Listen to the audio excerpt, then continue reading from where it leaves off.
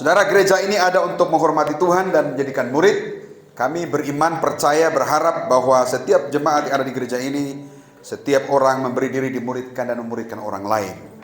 Baik, jangan lupa mencatat karena catatan tidak pernah lupa. Saudara, kita berada di seri khotbah The Mission. Seri khotbah The Mission atau misi, dan judul firman Tuhan saya hari ini adalah Lock in, Send out, atau dari pintu yang terkunci kepada pintu pengutusan. Saudara mungkin bertanya, apa itu misi ya? Saya sudah beberapa kali mengatakan bahwa misi adalah setiap tindakan kita untuk mendekati seseorang dan menyampaikan kasih setia Tuhan, menyampaikan kabar baik, atau mengatakan bahwa Tuhan baik, itu adalah misi. Setiap tindakan kita mendekati seseorang dan mengatakan Tuhan Yesus mengasihimu, itulah tindakan misi. Misi tidak harus kita pergi ke daerah-daerah, harus pergi ke pedalaman-pedalaman. Misi adalah setiap tindakan kita di kampus, di kantor, di sekolah, di mana saja. Ketika kita mendekati seseorang, kita mendoakan dia, kita menyampaikan bahwa Tuhan Yesus mengasihi kamu, itulah sebuah tindakan nyata dari misi. Saudara, sejak awal Alkitab sampai akhir, misi itu adalah agenda utama Tuhan. Ya. Misi adalah prioritas hati Allah. Dan kabar baiknya saudara, kita sebagai gereja Tuhan, waktu saya bilang gereja bukan bicara mengenai gedung ini. Waktu kita berbicara gereja itu berbicara mengenai saudara dan saya. Kita adalah gereja-gereja yang hidup. Dan yang berita yang luar biasa saudara, Tuhan mau melibatkan setiap kita untuk masuk dalam pekerjaan Tuhan yang luar biasa. Tuhan mau melibatkan kita semua untuk masuk dalam rencana kerajaan Allah yang besar, yaitu rencana keselamatan. Jadi seharusnya saudara sebagai orang Kristen kita berbangga. Kenapa? Karena Tuhan yang begitu besar mau memakai setiap kita terlibat dalam kerajaannya, terlibat dalam misi Allah untuk menjangkau yang terhilang. Berbanggalah jadi orang percaya. Amin. Kita harus bangga sebagai gereja saudara. Seringkali kita terjebak dalam urus program-program, urus kegiatan. Kita terjebak dalam aktivitas rohani, kita terjebak hal-hal yang internal, tapi jangan lupa, saudara, bahwa gereja lahir bukan untuk kita hanya nyaman di dalam saja, menikmati kasih Tuhan di dalam gereja, tapi gereja lahir untuk diutus. Gereja ada, gereja Tuhan bangun di muka bumi, gereja lahir di muka bumi. Tujuannya apa? Supaya diutus pergi keluar, memberitakan kabar baik.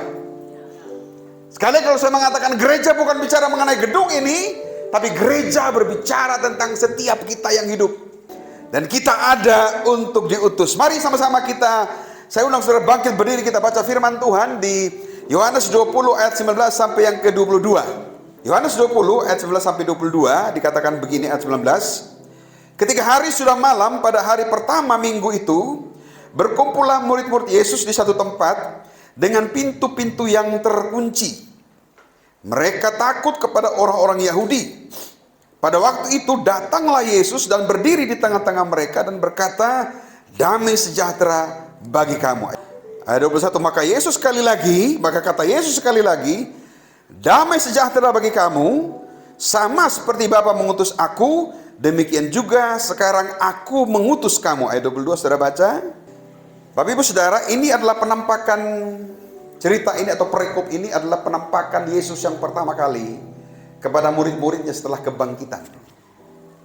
Ya, dan itu terjadi di sebuah ruang yang tertutup, sebuah ruang yang terkunci. Dikatakan ketika hari sudah malam, murid-murid Yesus mereka berkumpul di satu tempat dengan pintu-pintu yang terkunci karena mereka takut. Mereka dalam ketakutan. Kenapa? Karena Yesus baru saja mengalami penderitaan dan seluruh murid juga dicari oleh orang Yahudi.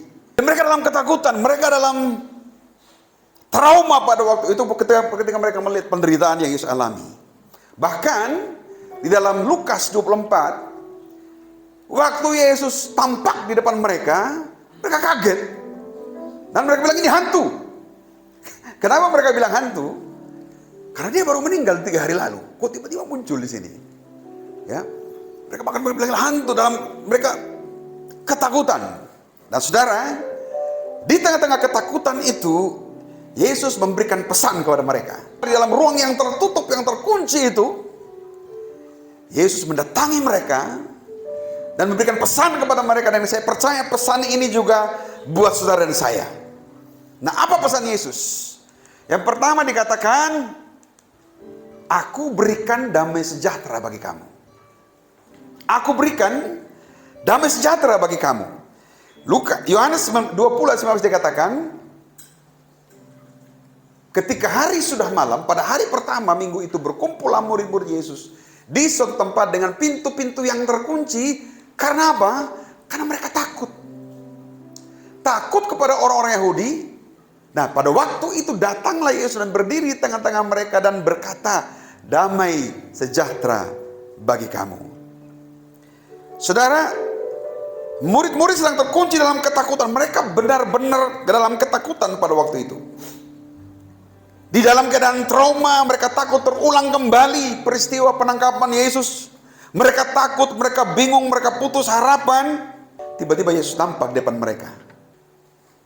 Nah, apa pesan Yesus bagi mereka? Dikatakan, damai sejahtera aku berikan kepadamu. Yesus mau katakan kepada murid-muridnya begini, bahwa dengan kebangkitan aku hadir di tengah-tengah kamu. Dengan kebangkitan aku ada di antara kamu. Kamu nggak perlu takut lagi. Kenapa? Karena aku hadir. Tadinya murid-muridnya kehilangan figur. Mereka kehilangan pegangan, mereka kehilangan pelindung. Selalu mereka bahkan menyandarkan hidupnya kepada Yesus. Apa-apa selalu ke Yesus. Bahkan meredakan badai pun Yesus yang mereka andalkan. Tiba-tiba Yesus ditangkap dan tidak bersama-sama dengan mereka lagi. Mereka dalam ketakutan. Yesus tidak bersama-sama dengan mereka. Tapi kemudian saudara, setelah kebangkitan itu, Yesus hadir kembali di tengah-tengah mereka. Dan dia katakan, damai sejahtera bagi kamu.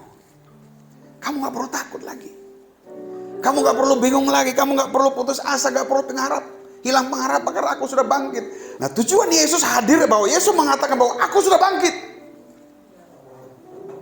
Bahwa kebangkitan Kristus bukan cuma hanya legenda, tapi itu fakta kebenaran. Bahwa aku sudah bangkit, aku hadir di tengah-tengah kamu.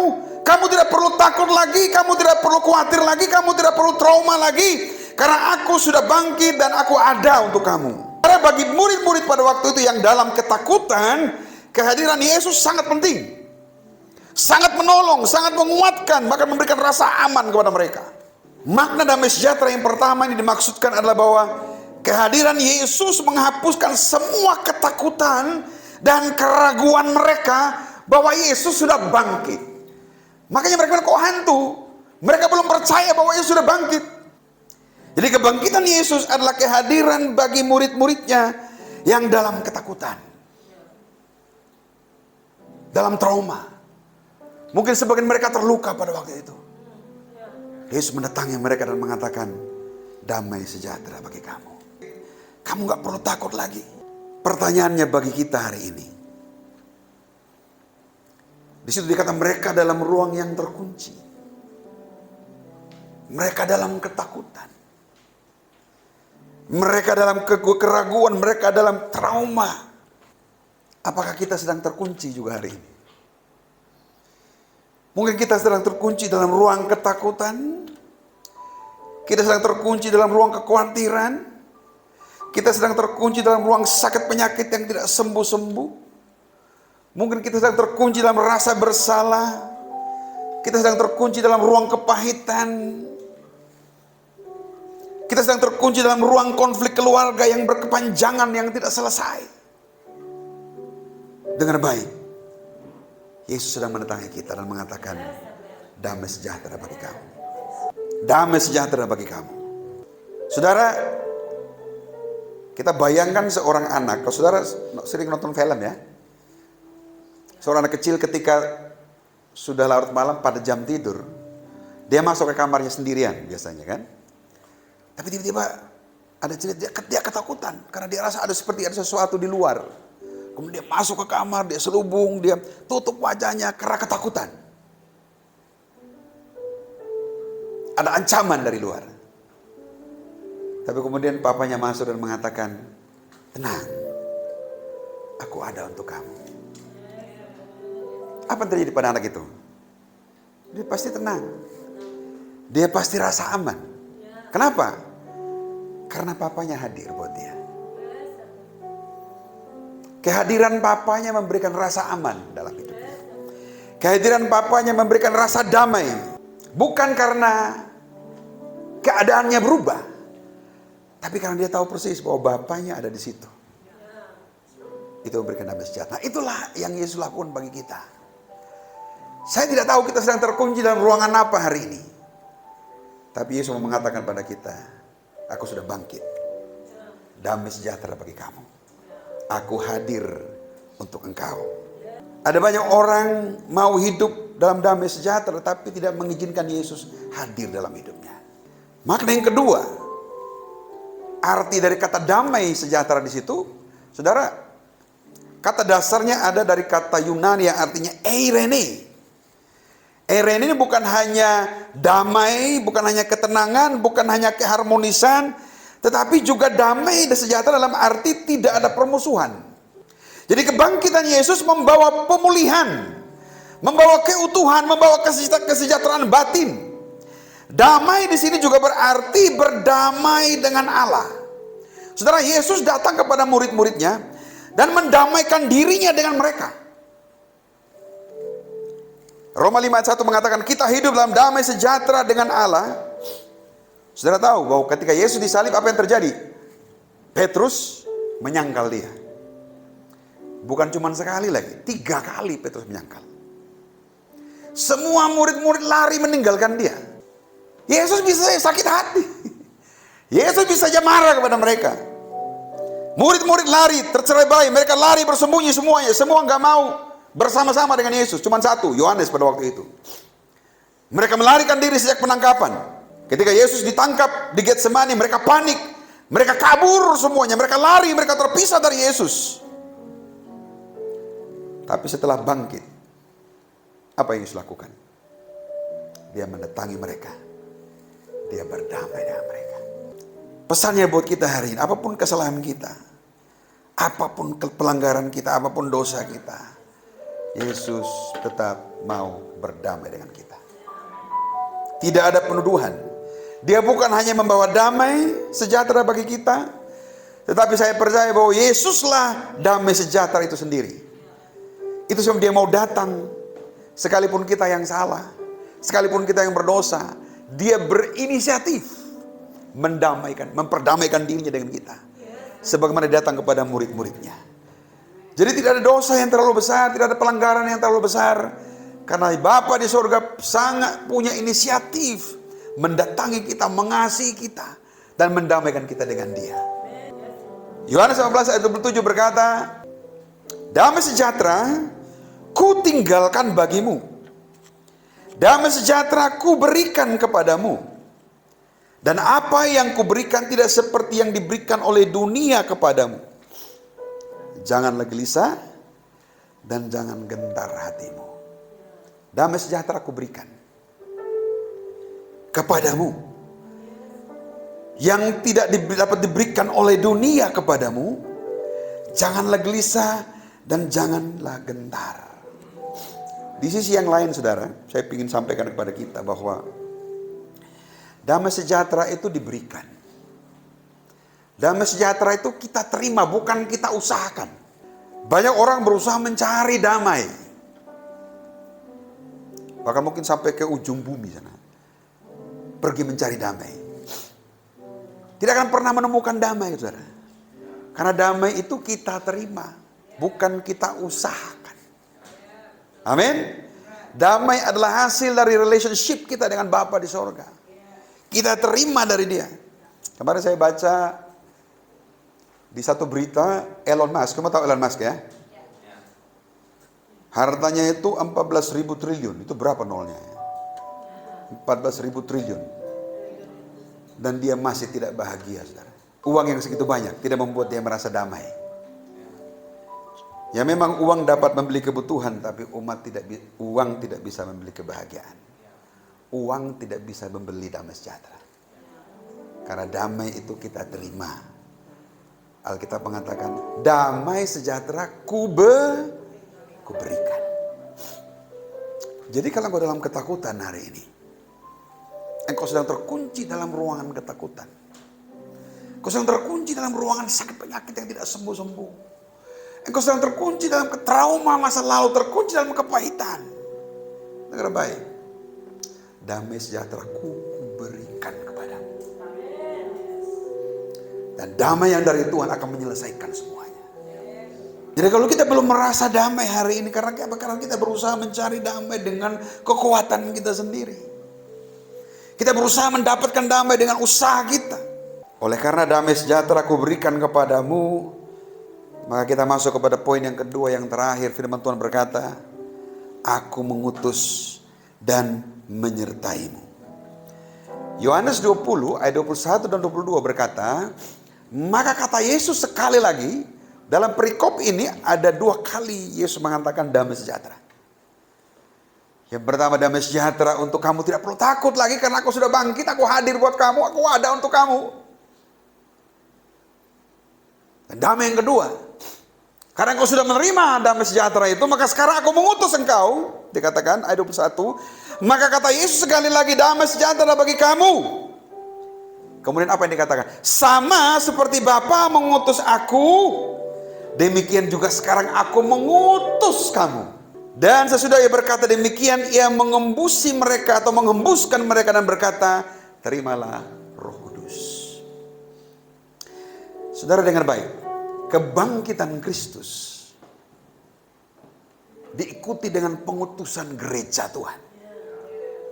Sekali saya mengatakan waktu kita bicara mengenai gereja, bukan bicara mengenai gedung ini, saudara. Saudara dan saya, kita adalah gereja Tuhan. Kita adalah batu-batu hidup. Jadi kebangkitan Kristus diikuti dengan tindakan nyata untuk bermisi bagi gerejanya.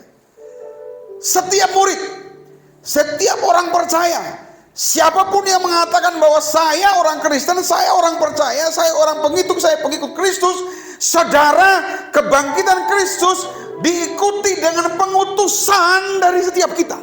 Ayat 21 dikatakan, sama seperti Bapa mengutus Aku, Yesus sekarang, semua sama-sama katakan sekarang.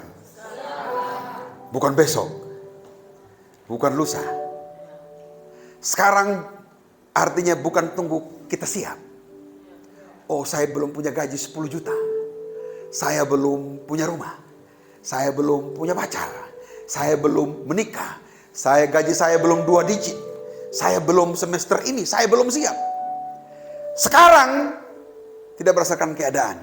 Sekarang itu berdasarkan perintah Tuhan. Sekarang ini Aku mengutus. Coba lihat kiri kanan. Katakan kamu. Bawa berita apa, saudara? Bawa berita damai sejahtera yang engkau sudah terima. Damai sejahtera-Ku kuberikan kepadamu. Di luar sana banyak orang. Saya baca berita kemarin. Anak di Lembata apa di mana itu? Anak SMA. Jual foto bugil ke gurunya. Foto bugil dianya, bukan foto bugil gurunya. Ya, dia anak perempuan, foto bugilnya dijual ke gurunya. Kalau nggak salah satu foto 30.000. Waktu itu ditawar-tawar 75.000 nggak mau, tetap 30 katanya. Saudara tahu angkat seperti ini apa? Dia nggak punya identitas. Dia nggak tahu bahwa dia begitu berharga di mata Tuhan. Seorang anak wanita sudah bersetubuh dengan 32 laki-laki. Mereka perlu berita pendamaian dari Tuhan. Mereka perlu dengar berita mengatakan Yesus mengasihi kamu. Mereka perlu berita di orang yang mengatakan Tuhan Yesus mau memulihkan kamu. Dan siapa yang bawa berita itu? Apakah orang di samping saya? Bagaimana mereka bisa dengar kalau tidak ada yang menyampaikan? Sama seperti Bapa mengutus Aku, sekarang Aku mengutus kamu. Bapak saudara, the true mission itu bukan hanya misi Yesus saja, tapi juga misi Bapa dan juga misi Roh Kudus. Misi Allah Tritunggal. Jadi setiap saudara kita perlu bangga. Kenapa? Karena kita dilibatkan Tuhan masuk dalam misi kerajaan Allah, misi Bapa, misi Anak, misi Roh Kudus untuk membawa berita pendamaian di dunia sana pada mereka yang membutuhkan. Mungkin sebagai saudara juga di ruangan ini saudara butuh berita itu. Kalau saudara punya masalah keluargamu, kau punya masalah sama hubungan sama istrimu, mungkin kau sedang sakit penyakit hari ini dan tidak berobat, atau sudah berobat tidak sembuh dengan baik. Damai sejahtera mendatangi engkau hari ini. Kabar kelepasan itu mendatangi engkau.